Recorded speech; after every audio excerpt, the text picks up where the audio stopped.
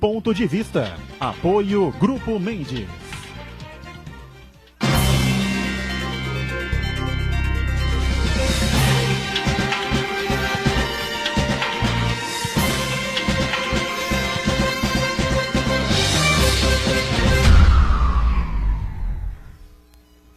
Olá, está começando aqui mais um Ponto de Vista, você sempre ligado conosco, acompanhando a gente neste horário da 1h30 da tarde, horário do almoço, sempre a tradição da discussão política, no debate dos temas que fazem a pauta aqui da nossa cidade, da região metropolitana, e a discussão aprofundada dos assuntos, dos temas de interesse nacional também.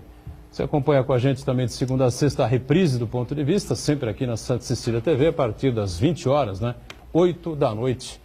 Portanto, região metropolitana em pauta, eleições, enfim, uma situação que vive o país. O IBGE agora vem com novos números, quase 13 milhões de desempregados novamente, quando o ministro da Fazenda, que é pré-candidato, tenta se colocar na disputa presidencial, vem aí com um aceno de que as coisas estão caminhando, estão melhorando e tal, e a gente vê que, na verdade, não é bem assim, Fora aquelas outras pessoas, os outros cidadãos pelo Brasil inteiro que estão à margem, mas não estão mais procurando emprego. Pararam por um determinado tempo, enfim, desistiram, até que surja uma outra oportunidade, ou estão aí por outros caminhos. Então esse número, na verdade, vai muito maior do que esses 12 milhões e 700 mil brasileiros, o que é lamentável para todos nós. Bom, para tratar desses outros assuntos, a gente recebe com muito prazer aqui no nosso Ponto de Vista, mais uma vez, o subsecretário de Assuntos Metropolitanos do Estado, o nosso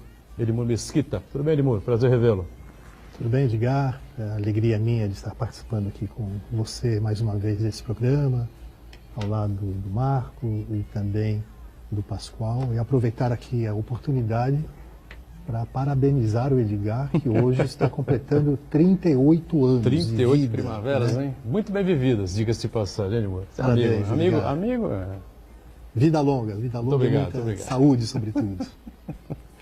Pascoal Vaz, José Pascoal Vaz, professor, economista, mais uma vez. Agora, depois de um longo e tenebroso inverno, aí, por alguns probleminhas de saúde, mas graças a Deus já recuperado, e de volta à luta aqui, Pascoal? Prazer revê-lo. Tudo bem, hein? Prazer é meu, Edmur, Boturão, Marco. Tive aí uns probleminhas resolvidos. Até é bom depois a gente dar um toque no que foi, porque eu acho que é um alerta para as pessoas. Eu acho que tem certas coisas que têm que ser ditas, quanto mais, melhor. É verdade. Se for em matéria de coração... Matéria de coração de mulher expert. PhD. PhD, expert, enfim, Mas o Pascoal está sendo PhD em outro assunto, Ele vai explicar direitinho na sequência. Marco Santana lá na ponta, atento sempre aí às redes sociais e à sua participação e as transmissões que fazemos aqui do Ponto de Vista. Tudo certo por aí, Santana? Tudo certo, boa tarde a todos. Edgar Butrão, meus parabéns pelo obrigado, aniversário hoje. Obrigado. E o Edgar teve o azar de nascer um ano posterior, não é isso, Edgar? Se tivesse nascido um ano antes... 60 era bissexto, É assim, todo ano de Olimpíada, todo ano de Olimpíada é bissexto, Para não confundir. Ano de Olimpíada é bissexto, o ano de Copa do Mundo não é bissexto, tá certo? Eu nasci um ano depois da Olimpíada, de 60, e a Copa do Mundo de 62. Nasci nesse intervalo, então não tem nada a ver, o dia 29 eu sou 28 mesmo.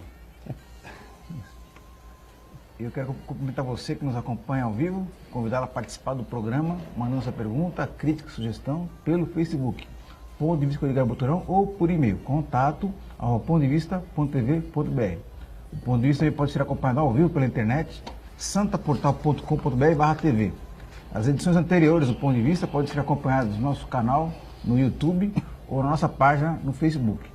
E você que nos acompanha na reprise à noite, uma boa noite. E o nosso mantra de todos os dias, Você está na reprise a partir das 8 da noite, aliás, hoje, excepcionalmente, tem futebol aqui na Santa Cecília TV a partir das 20 horas, às 8 da noite, então, Ponto de Vista terá sua reprise atrasada para após o futebol, portanto, às 22 horas, 10 da noite, Mas você que acompanha a gente nas reprises, normalmente às 8 da noite, ou hoje, excepcionalmente, a partir das 10, já sabe do nosso mantra aqui. O ao vivo acaba às 12h30 da tarde e até lá, só Deus sabe, às vezes, como diz o Santana, até Deus duvida das coisas que acontecem pelo país. Mas, Dilmur e Pascoal, na verdade a gente está vivendo um momento complicado, intervenção federal, Rio de Janeiro, um momento já pré-eleitoral, os candidatos se colocando, enfim, um tiroteio verbal aí para todo lado. Mas o que interessa, na verdade, é comida na mesa, não é? É dinheiro no bolso, claro, e as pessoas estão com muita dificuldade, o país atravessa por um momento extremamente difícil, nós estamos mais longe ainda, né? Batemos com o pé no fundo, né? Parece que o fundo não tinha, o chão não tinha fundo, né? Sei lá, a coisa ia cada vez mais para baixo, né? Mas chegamos no fundo, mas estava difícil de, né, voltar para a superfície. Então, vem esses números do IBGE aí, eu começo com o Pascoal, que é um especialista no assunto, né? E estamos de volta aí de novo a 13 milhões, enfim, daqui a pouco 14, sendo que outro levantamento que a gente acompanhou na semana passada coloca aí aquelas, né, pessoas da população brasileira economicamente ativa, que deveriam estar, né, não estão procurando mais empregos, estão afastados, enfim, vivendo com amigos, ou com subempregos, ou com uma gorjetinha aqui ou gorjetinha ali. Ou seja, a coisa está difícil, né, Pascoal? Eu acho que está muito difícil mesmo. Isso que começou já há algum tempo atrás, desde as eleições, né?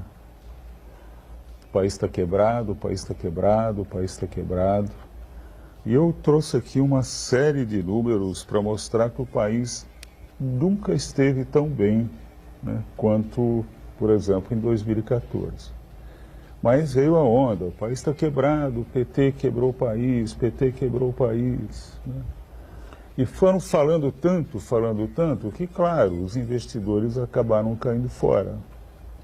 Depois vem um golpe, né, onde o presidente não tem a mínima credibilidade, certo? O argumento de pedalada, imagina, né, demitir uma presidente por pedalada, né?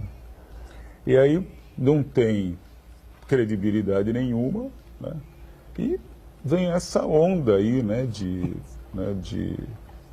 desânimo e que continua. Não tem quem vem né, o Meirelles, né, que dizem que é um bom economista, eu não sei nem avaliar direito, eu discordo da linha dele, completamente da linha dele.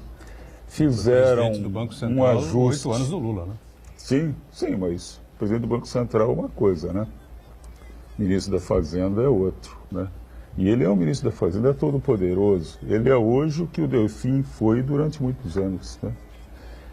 E aí uma política de arroxo, né? Que começou com a PEC 241, que é um absurdo. Essa PEC, eu e inúmeras pessoas combatemos demais essa PEC, corta, né? E está quebrado. É o ajuste fiscal, né?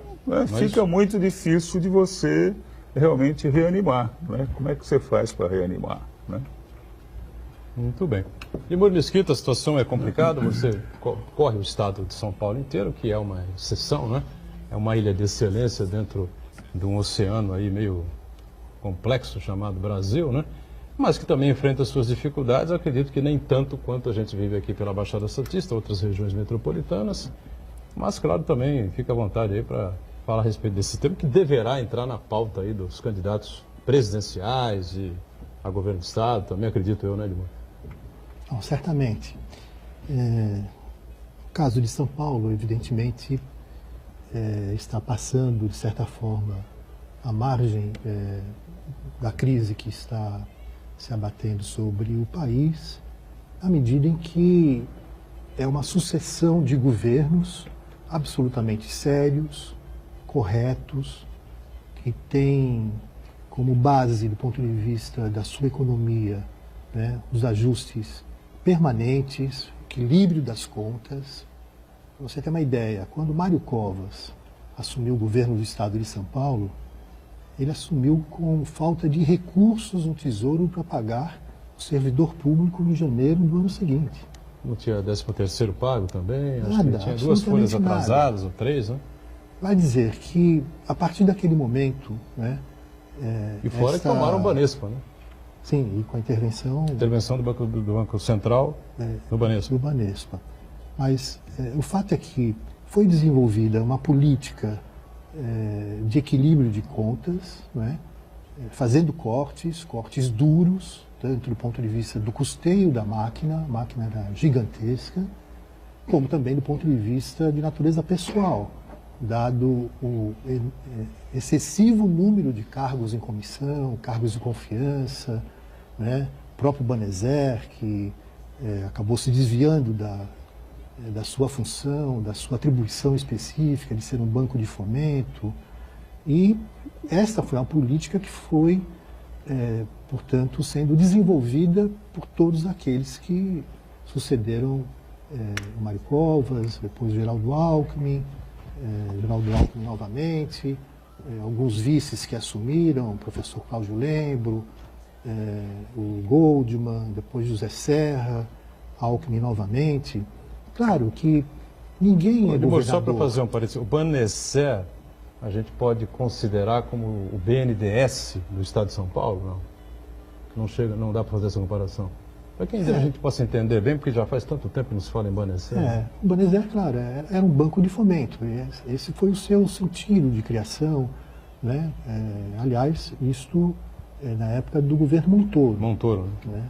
Depois que o Quércia assumiu, infelizmente, e depois se deu até o rompimento com o governo Quércia, infelizmente desviou totalmente desse foco e da motivação que levou, portanto, o governador Montoro a criar o Banezer. Bom, concretamente, hoje o Estado de São Paulo, se fosse um país,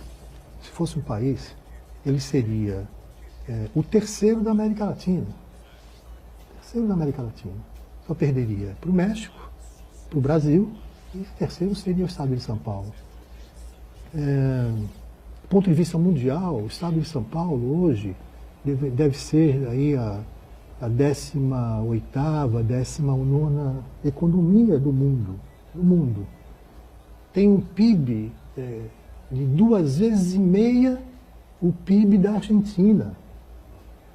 Então, claro, que se percebe, né, que esse é um Estado que foi bem governado, bem administrado, né, com critérios muito rígidos acerca da responsabilidade fiscal e, naturalmente, para quê? Para ter recursos para fazer investimentos nas áreas que são mais necessárias, que são prioritárias e que devem ter um olhar diferenciado em razão da diminuição das distâncias sociais ainda existentes em certas regiões do estado de São Paulo. Por outro lado, acho que o Brasil passou por um momento muito difícil, né? A crise econômica certamente deslanchada, patrocinada principalmente pelo governo da Dilma, levou o país a uma situação gravíssima, seja do ponto de vista da sua economia, seja do ponto de vista político, a ausência absoluta de interlocução com a sociedade, absoluta, em algo assim, algo comezinho, né, do dia a dia, que resultou num processo de sua cassação, da cassação do seu mandato. Eu até particularmente... A Dilma, vou dizer uma coisa aqui, a Dilma, ela assim, em certos aspectos, ela me lembrou um pouco o Davi Capistrano, né? O Davi era uma figura fantástica, né? Um homem extraordinário, mas ele não tinha o perfil do prefeito, não tinha. O prefeito tem que ter um saco de Jó, é uma habilidade política para trazer as pessoas, juntar, evitar a casa e tal, não sei o quê. O Davi era um pouco explosivo, né? Pavio curto, aquela coisa toda e tal, aqueles casos lá da banana, com funcionalismo, enfim. E curiosamente os dois aqui foram secretários municipais do governo Davi. O Pascoal de Finanças e o Edmur de Cultura conheceram o Davi melhor que eu, tiveram essa felicidade. Né? Mas o pouco que eu conheci do Davi, ele era um cara excepcional. Agora, a Dilma tinha essa característica também, né? A chefona, a mandona, enfim, o pavio meio curto também. Não é só isso, né, Boturão? Você precisa ver o seguinte, uma pessoa... Pois não, né? Ok.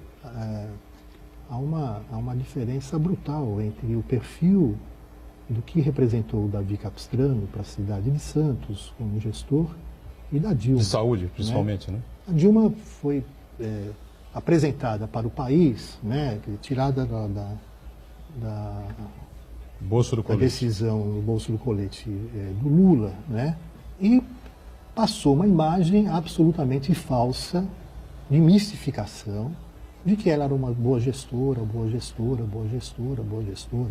Ou na prática foi um desastre, um desastre. Veja quando ela foi presidente do Conselho de Administração da Petrobras, né? O governo da Dilma quebrou a Petrobras.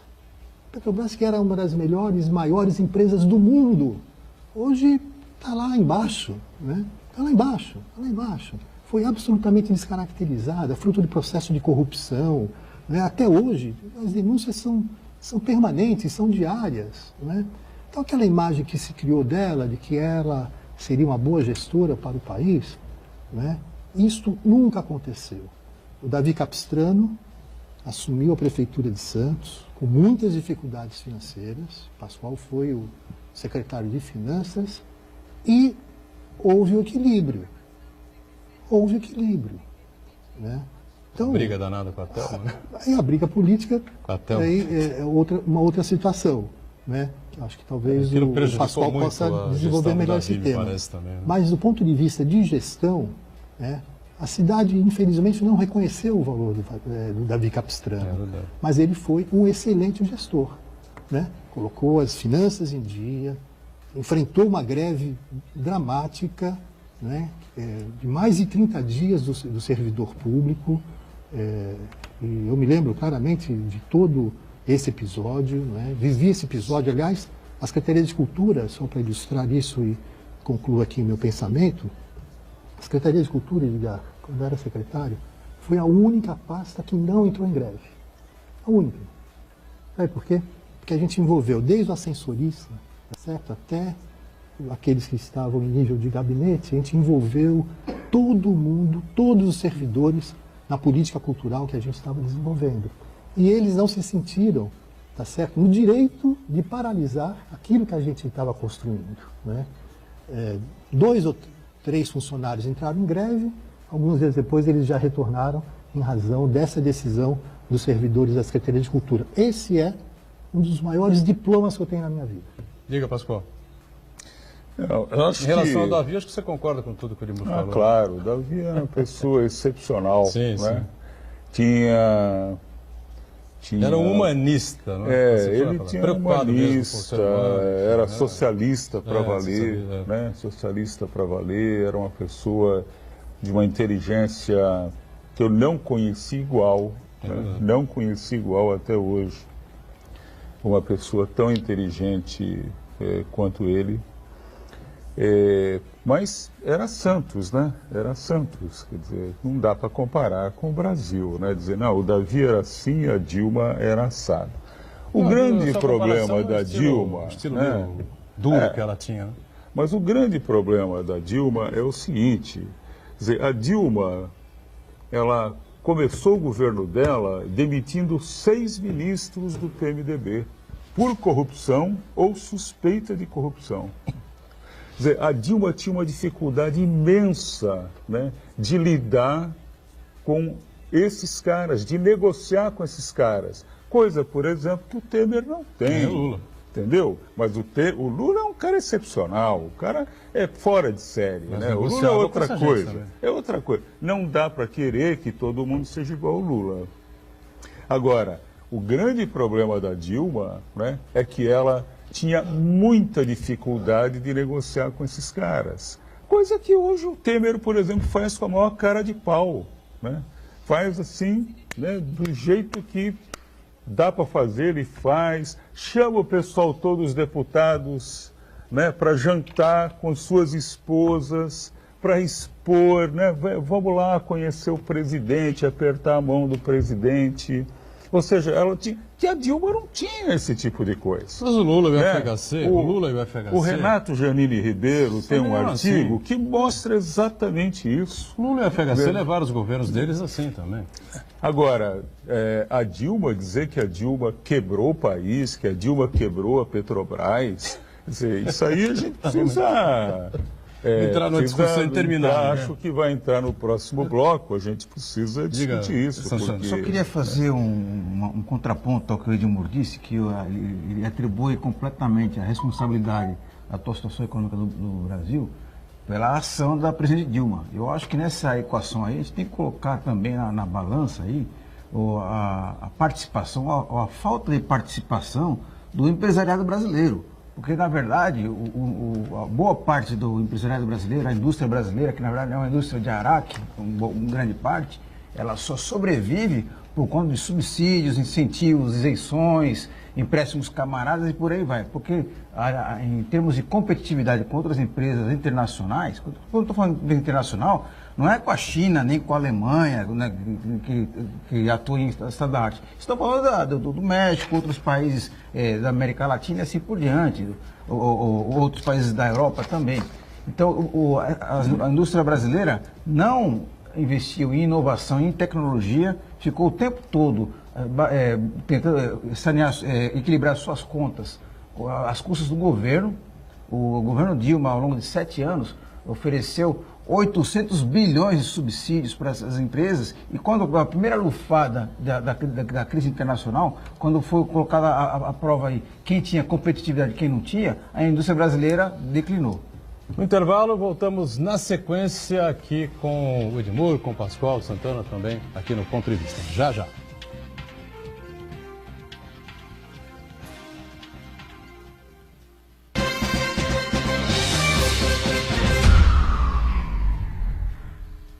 Existe um lugar em Santos onde você encontra os empreendimentos mais fascinantes da região. Um lugar amplo, aconchegante, feito para oferecer o melhor atendimento para você. Um lugar que reúne as melhores opções residenciais e comerciais nos bairros mais nobres de Santos. Um lugar que a gente nem precisava dizer, porque você já sabe. Central de Vendas Grupo Mendes, Rua Guaiaó 55, Aparecida. Venha fechar um bom negócio para abrir as portas do seu novo lugar.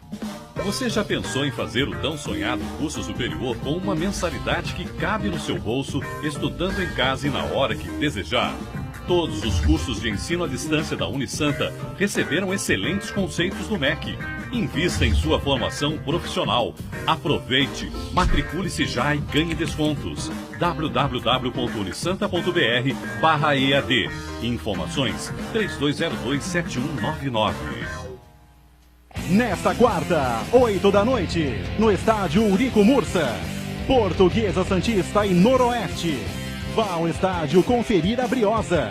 Vamos lotar o Eurico Mursa e torcer pela Portuguesa Santista.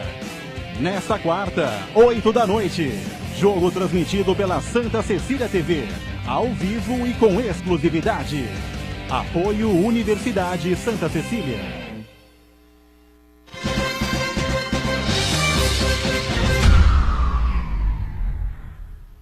Eu não falei da Petrobras. De volta a sequência aqui do nosso Ponto de Vista, Edmur Mesquita, subsecretário de Assuntos Metropolitanos do Estado aqui com a gente, Pascoal Vaz, economista e professor, e o nosso Marcos Santana, atento aí a questões que envolvem as redes sociais e as participações aí com a gente aqui. O Edmur, teve uma reviravolta aí na eleição do CONDESB, né, o Conselho de Desenvolvimento. Eu queria continuar aqui nessa... Você quer falar da Dilma ainda? Queria. Responde, tem então, coisa Pascoal, importante para dizer aqui. Coisa importante para dizer aqui. Não se estender muito nesse assunto. Não, mas é que tem dados muito importantes. Sim. Eu acho que vai ser muito importante para os telespectadores, para todo mundo aqui da mesa, para o Edmur, para vocês e para mim também refletir mais. Olha, dizer que o país estava quebrado em 2014, né? O Gessé Souza, que é um sociólogo, antropólogo, que publicou um livro maravilhoso, chama A Elite do Atraso. Ele chama a atenção para esse negócio da gente ficar repetindo as coisas. A grande imprensa repete. Isso tem décadas, né? Que a gente vai preparando o povo para acreditar naquilo que a grande imprensa passa, né? A grande imprensa não faz o que esse programa aqui faz. Não faz o debate. Tá certo? Colocar o debate para valer. Você pega a Rádio Bandeirantes, só tem economista de direita ou de centro-direita. Todas, CBN, todas, não tem, ninguém fala, nenhum economista de esquerda coloca a sua versão. Você acha que vale e você, isso ainda? Claro. O cara da direita, o cara Claro, da esquerda. claro. A situação hoje é tão grave, Não, esse aí é um grande engano seu e de muita gente, Boturão. Quer dizer, esquerda e direita vale sim. Sabe por quê? Esquerda são aquelas pessoas que são frontalmente contra a desigualdade, que querem encarar a desigualdade. A direita não. A direita tá bom. Outro dia eu vi uma entrevista do Fernando Henrique, né, que eu não vou chamar ele de direita, mas de um centro-meio à direita, né? O Fernando Henrique... Não me desce o Fernando Henrique, jamais me desceu. O Fernando Henrique falou durante quase 1h30 no programa do Datena, né? Não tocou, falando do futuro do Brasil, não tocou em uma única vez, né, sobre o combate à desigualdade. Como é que um ex-presidente, 8 anos, fala do futuro do Brasil e não fala no combate à desigualdade? Mas aí, Pascoal, é a diferença, é esquerda e direita, sim. Os 13 anos e meio do PT foram de esquerda, você acha isso? Foi um governo de esquerda? Olha, é claro que não é um governo socialista. Claro, é evidente, não dá para ser. A Dilma talvez, o Lula jamais. Mas olha o que fez o governo, né? ProUni, 1,2 milhões de bolsas, Pronatec, 6 milhões de alunos, Luz para Todos, da transposição do São Francisco, 1,2 milhões de cisternas, Minha Casa Minha Vida, 3 milhões, móveis e eletrodomésticos, tal, para essas pessoas que iam para lá, o Bolsa Família para 52 milhões de pessoas, que gasta apenas 0,5% do PIB, e o pessoal é contra o Bolsa Família, quando de juros você gasta de 5% a 8% do PIB, dependendo do governo que você pegue, para alimentar 60 mil famílias. Mas quem sustentou isso? Mas ninguém fala dessa bolsa juros. Mas né? quem sustentou tem o isso? FIES, milhões. Quem sustentou? A sociedade brasileira tem que sustentar. A sociedade mediana. Claro, não. O rico não sustentou nada, não pagou nada. Mas o que tem que ser feito agora? O que fizeram agora? O que o Temer fez? Fez um projeto para o futuro, onde ele destrói a Constituição de 88. Quando a Constituição de 88 era para fazer com que você pagasse a dívida social. Esse é o projeto. Você, como educador, como professor universitário, não, mas é que tem mais coisa aqui depois. Dos mais respeitados, até o Adalto Corrêa fez uma homenagem aqui histórica a você. O Adalto é meu amigo. É teu amigo, não. O Adalto é meu amigo. Foi teu aluno e tem você como uma referência, que você é mesmo para todos nós. Mas você, como educador, qual é o legado que ficou na área da educação dos 13 anos e meio de Lula e Dilma? Olha, se ProUni, Pronatec, se 30 universidades novas que foram criadas, né? Não sei quantas escolas técnicas, se isso não é nada, e se você pega as comparações, né, com a OCDE, né, onde mostra que o Brasil tem crescido em relação ao OCDE, isso aí é um processo mesmo de longo prazo. CDE significa? Mas se isso não é nada... CDE é o quê? O CDE é a Organização dos Países para a Cooperação Econômica. São 36 países desenvolvidos da Europa, entre Estados Unidos... Mas você acha que abrir faculdade, essa coisa, isso ajuda alguma coisa? Não, abrir faculdade não ajuda, claro que ajuda. Claro que ajuda. Você tinha... No mundo inteiro, 500, vamos supor, 1.000 faculdades de direito no mundo. No Brasil tem 500. Tá, mas o Brasil não tinha... Mas espera aí, você vai comparar Brasil com que países que tinha 1.000? Não, no mundo inteiro. Pelo amor de Deus. Eu estou chutando, o número não é esse. Tem que ter. Você tem no Brasil metade das faculdades de direito que tem no mundo inteiro. Os Estados Unidos tem menos da metade de faculdade de medicina que tem no Brasil. Pode ter que fazer ajustes, mas dizer que você não deve criar faculdades, não deve criar universidades, pelo amor de Deus, Boturão. Mas mais agora que tem que fazer. Temos? Eu acho que curso técnico. Nós temos que ter um ensino básico de qualidade. O técnico é Pronatec. O ensino básico é muito ruim, o ensino médio é péssimo. 6 milhões de alunos no Pronatec. Metade do jovem brasileiro está fora do ensino médio, Pascoal? Sim, mas precisa também o ensino médio. Precisa também?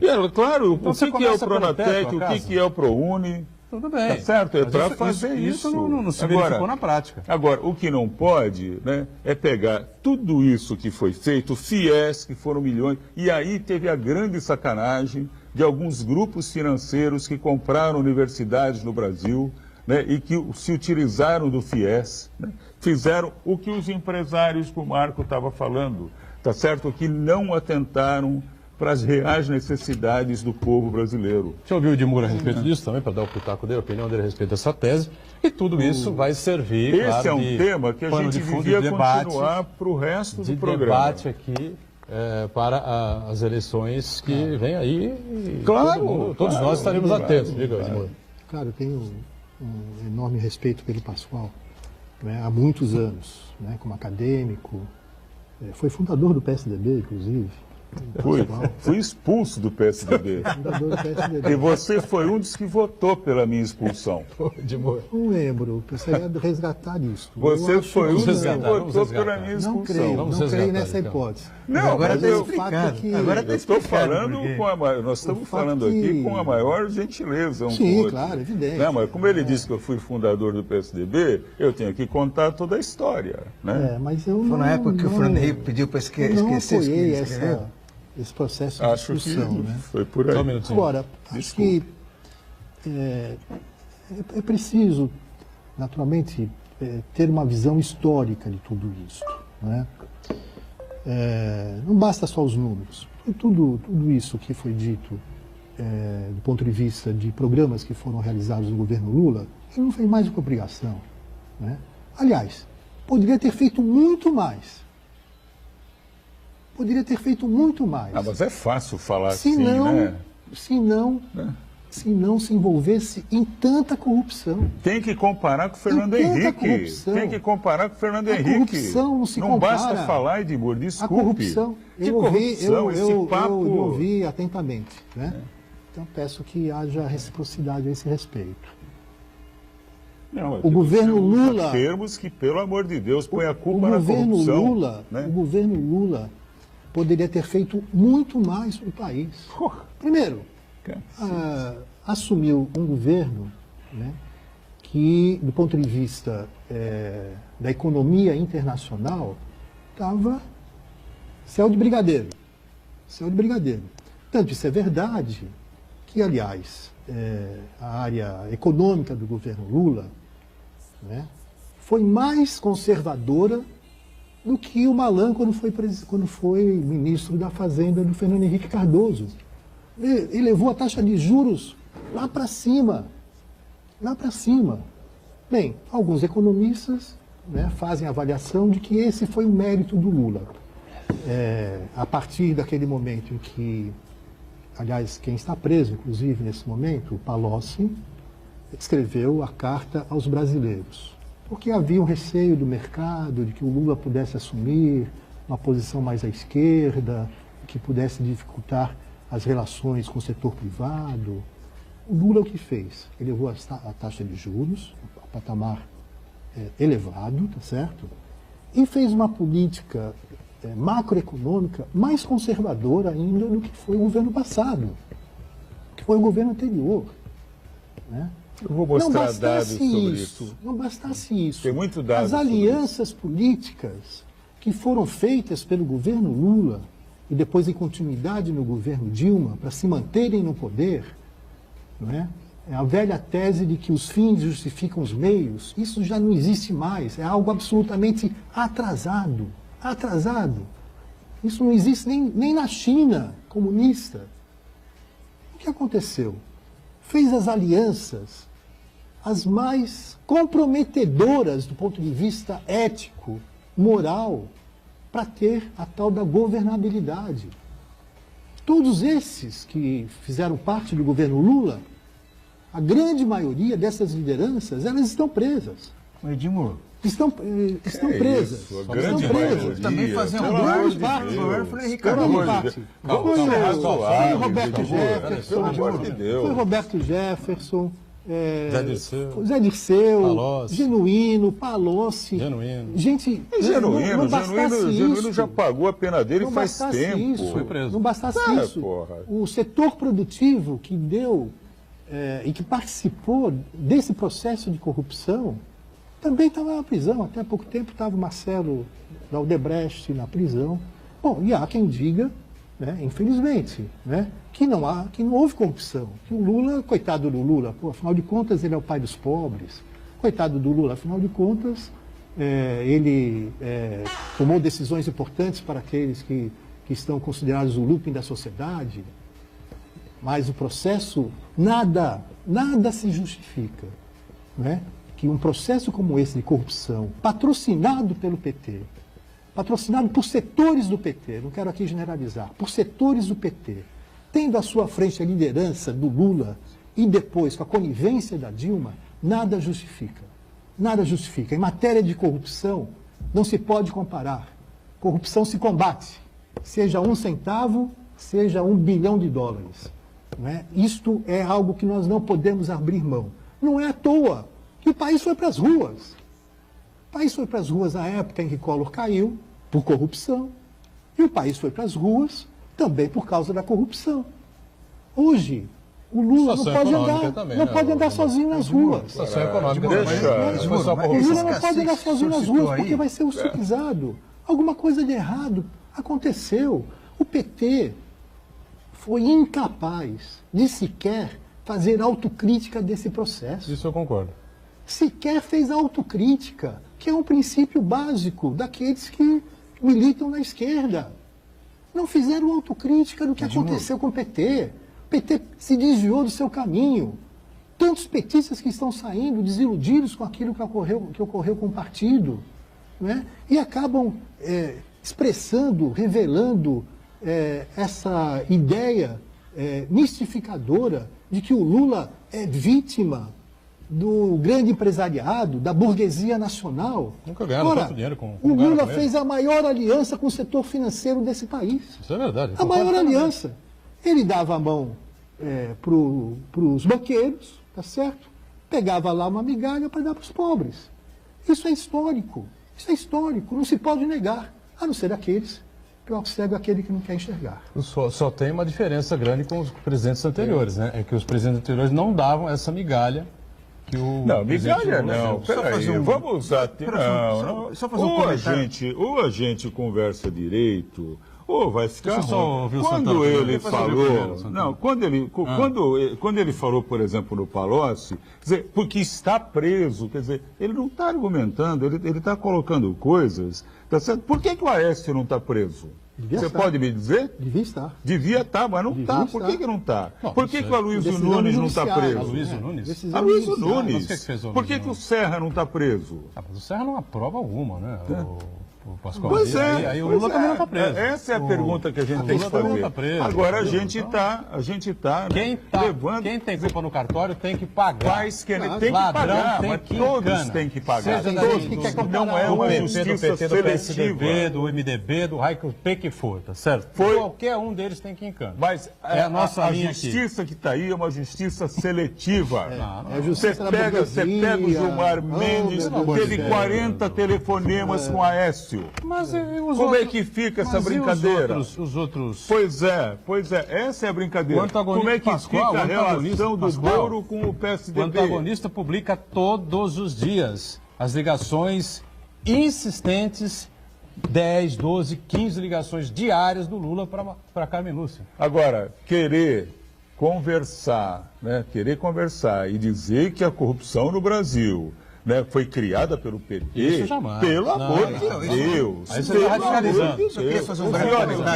Eu queria ver o Alckmin. Eu queria ver o Alckmin. Se as CPIs que foram tentadas na Assembleia Legislativa de São Paulo fossem levadas a efeito. Que não conseguiram, a oposição na legislativa é pequena, é pequena, não tem força. Não tem problema. Eu queria ver como é que fica a cara de anjo do Alckmin. Você quer comparar com metrô, com trens urbanos e assim por diante? Tudo acontece, o governo do Estado agora fica o PT, o MDB, o PP, Paulo Maluf está preso. Vamos falar tudo. Paulo Maluf está preso.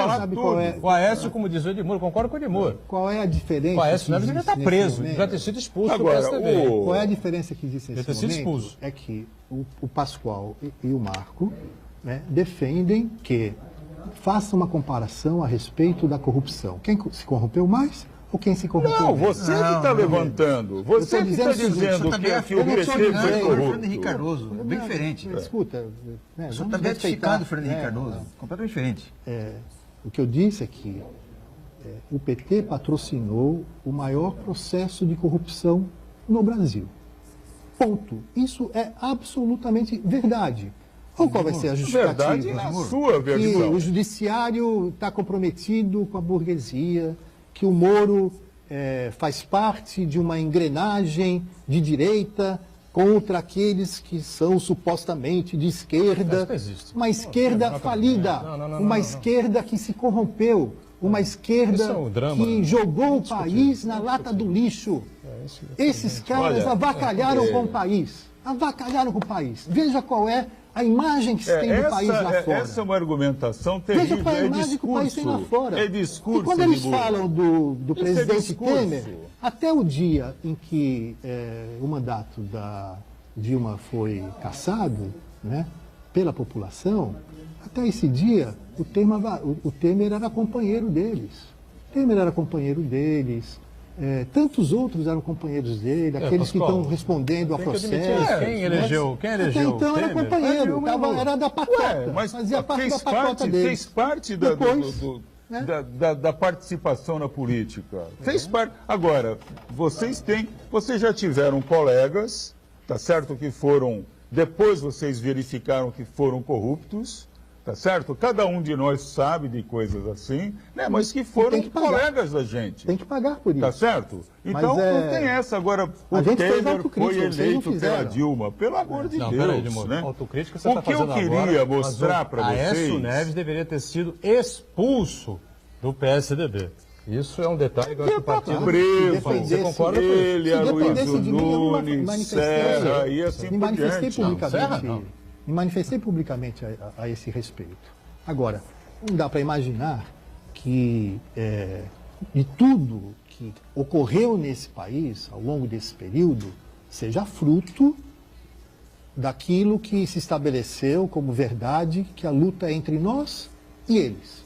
Nós somos os bons, somos os puros, né? E eles, quem são eles? Quem criou isso foi o João Santana. Quem são eles? Quem inventou essa história é uma imagem absolutamente... Quem criou isso foi o PSDB. É uma imagem que você não sabe identificar quem é e que cabe todo mundo. Só que agora há uma diferença. Hoje nós temos um poder judiciário que é mais independente, que está fazendo investigação, Polícia Federal que está fazendo a investigação. Méritos ao governo PT. Né? Polícia Federal está fazendo a investigação. Quem foi que fortaleceu a Polícia Federal? Aqueles que enganaram a nação. Quem foi que fez a lei anticorrupção? Eles têm que pagar por isso. Quem fez a lei anticorrupção? Pois é, por isso mesmo é que... Quem fortaleceu a Polícia Federal? Eu estou dando esse mérito ao PT. Então, não, mas tem que dar mesmo. Tem que aceitar. Do jeito que você fala, o PT tem que aceitar. O PT destruiu o país. As decisões que o PT criou a corrupção. Não, nunca ninguém falou isso aqui. Falou. Nunca ninguém falou isso aqui. Criar a corrupção. Vamos ouvir de novo depois. Vamos ouvir às 10 horas da noite. O processo de reeleição, foi corrupto. O processo de reeleição de Fernando Henrique Cardoso. Agora, inclusive ele fez a reeleição para uma coisa completamente absurda. Isso não cabe em nenhum lugar do mundo. O que aconteceu em 1996. Mas só para fechar, deixa eu ouvir o Santana rapidinho. Até me falou que eu sou petista. Aí quando a pessoa não tem argumento, fala que o outro é petista. Mas tudo bem. Petista, comunista.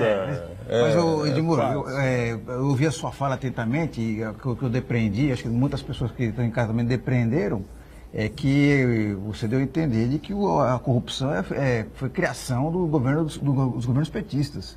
E que o Lula e a Dilma se lucrupretaram com os caciques do PMDB, do DEM e assim por diante. Né?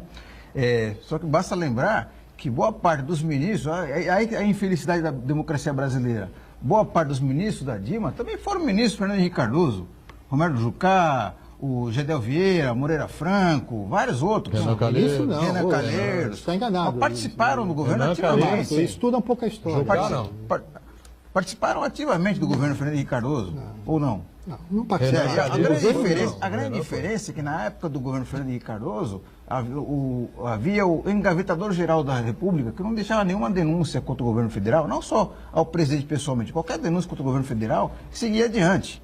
Se a gente parar a pensar, se fizer uma comparação, temos aqui o sítio do Lula, mas temos também o apartamento do Fernando Henrique Cardoso na Avenida Foch, em Paris. Posso lhe fazer uma pergunta? Posso lhe fazer uma pergunta? Também. Posso lhe fazer uma pergunta? No governo Fernando Henrique Cardoso, não foi a denúncia, foi a comprovação da compra de votos pela reeleição. Tá bom. O que aconteceu? Nada. Posso fazer a pergunta a você? Pois não. E responda com objetividade. O Lula, afinal de contas, seria proprietário do triplex no Guarujá e do Circo Atibaia ou não? Você acha que isso é verdade ou não é verdade? Tem prova? Precisa ter prova. Tem prova? Ele tem que assinar lá, olha, eu me corrompi e comprei... Claro que não, claro que não. Mas tem no prova? Direito, Qual é a prova? No direito existem os indícios. Qual é a prova? Aquilo que leva a crer que a prova seja material. Indícios. Né? Isso tem um termo aí em direito, como é que chama? Teoria do fato, como é que é? Teoria do fato. Domínio do fato.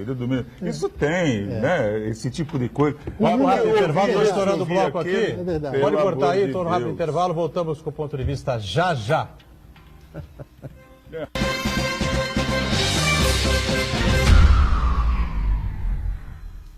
Existe um lugar em Santos onde você encontra os empreendimentos mais fascinantes da região. Um lugar amplo, aconchegante, feito para oferecer o melhor atendimento para você. Um lugar que reúne as melhores opções residenciais e comerciais nos bairros mais nobres de Santos. Um lugar que a gente nem precisava dizer, porque você já sabe. Central de Vendas Grupo Mendes, Rua Guaiaó 55, Aparecida. Venha fechar um bom negócio para abrir as portas do seu novo lugar.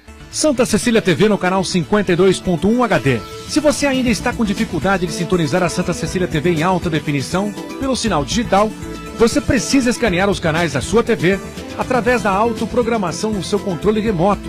É bem simples e você sintoniza os nossos programas com qualidade digital de imagem e som sem pagar nada por isso. Santa Cecília TV 52.1. Escaneie e sintonize a maior programação regional da sua TV em alta definição. Com um mercado de trabalho cada vez mais exigente, é preciso estar sempre atualizado e saber como enfrentar novos desafios. Na Universidade Santa Cecília, você pode fazer cursos livres, extensão, aperfeiçoamento, especialização Lato Sensu e MBA e cursos empresariais personalizados. Cursos inéditos presenciais e à distância. Aproveite descontos especiais e financie 50% do valor das mensalidades. Faça pós Unisanta e amplie seus horizontes.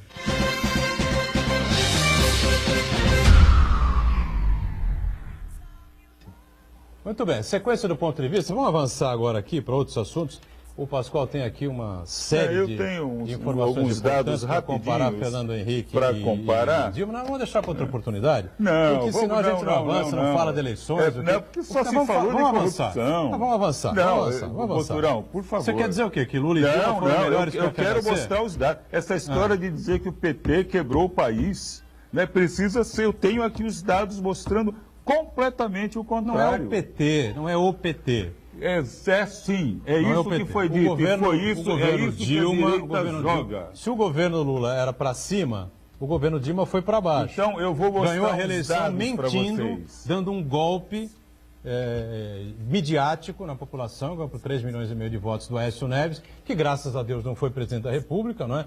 Então, toda aquela esculhambação que depois se levantou sobre a atuação parlamentar dele, sobre a vida pessoal dele, não é? Sobre os esquemas com os quais ele comandava no governo de Minas Gerais, seriam todos levados em 40, 50 vezes mais, né, para o governo da República. Lamentavelmente, seria isso mesmo que ia acontecer.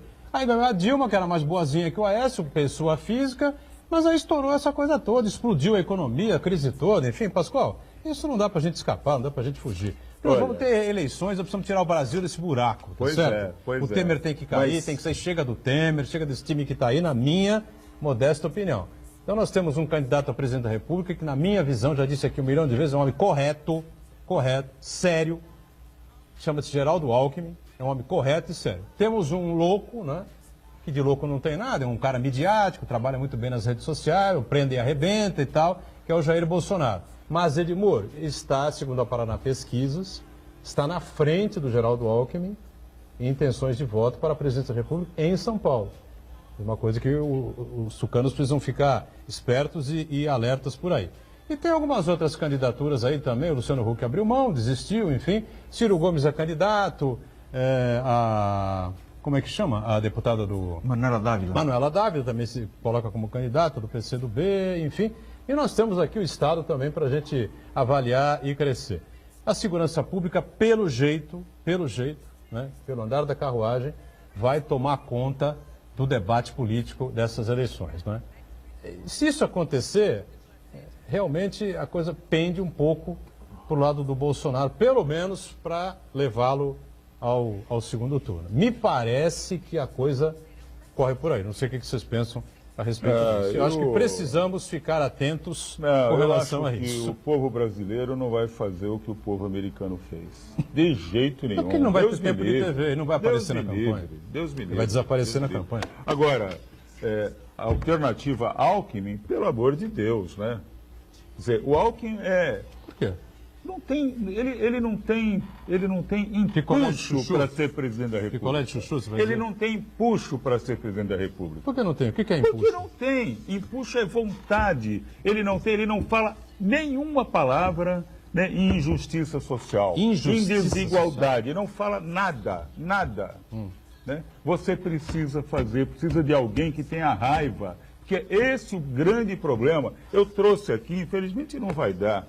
Não vai dar. Eu trouxe aqui uns gráficos seminário, um programa de TV. O que significa desigualdade social, significa desigualdade social em termos de violência.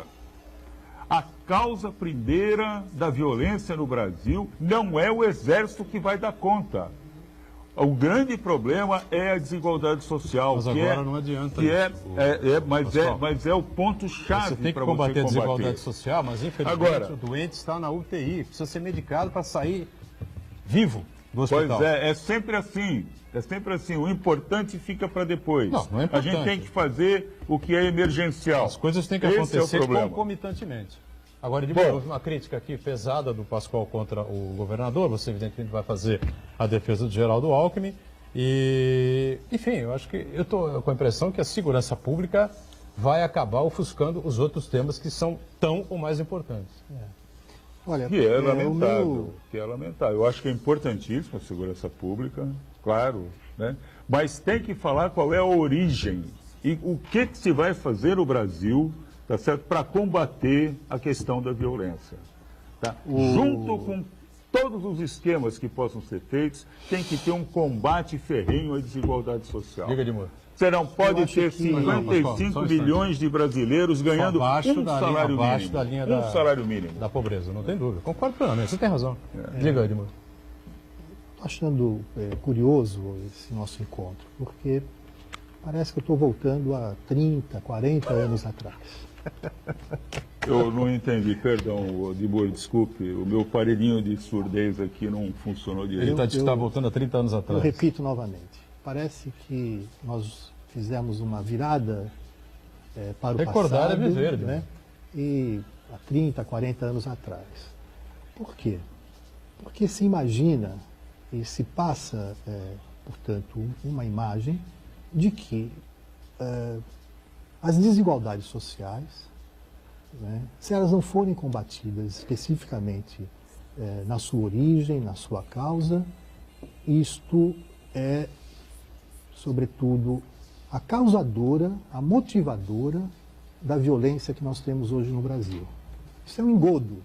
Nossa Senhora, Edmur. Calma, Pascoal, você teve a oportunidade de Edmur colocar. Não existe. Hoje, o problema da violência, da escalada da violência no país, você tem diversas pontas. Não é só o fato, né, das pessoas morarem em favelas, comunidades pobres, que se justifica a atitude de violência contra outro ser humano. Aliás, essa é uma ideia absolutamente preconceituosa. Imaginar que o pobre... Não, mas imaginar você que o está pobre, imaginando isso, aquele não que eu. está à margem da sociedade, é responsável eu não pela posso violência. ficar calado. Calma, Ele está Pascoal, dizendo você que já eu teve estou sua- dizendo. você já teve sua situação. Não, o pobre não é violento. Se o pobre fosse violento, a gente estaria num mar de sangue. Tá Até certo. O porque- pobre não é violento. O que é violento, o que provoca violência é a desigualdade, não é a Hoje- pobreza. Perfeito. Hoje, É a injustiça social, desigualdade, Calma, a desigualdade social, eu espero que o Pascoal, se quiser, eu tenho aqui um exordio para acalmá-lo. Não, vocês- Não, o meu exordio Alexa. é não Eu só ouvir e acho- ficar quieto. Eu só acho... Ouvir essas barbaridades. Calma, Pascoal, você tem que dar espaço democraticamente Tá certo, para é que o verdade. Edmur coloque a versão dele, a posição dele. Eu ouço gentilmente aquilo que você fala, mesmo discordando.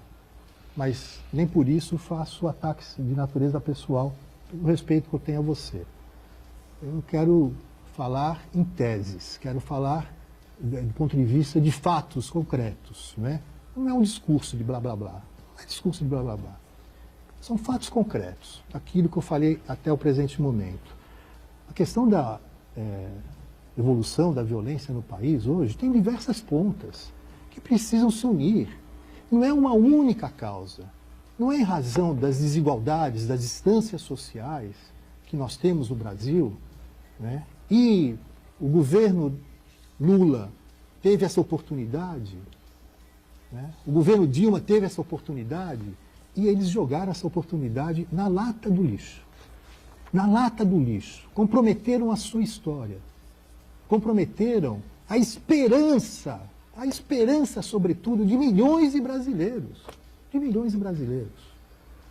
Nós estamos diante de um cenário dividido, porque eles racharam o país, cortaram o país no meio. Essa história dos nós e de eles, e deles. Só que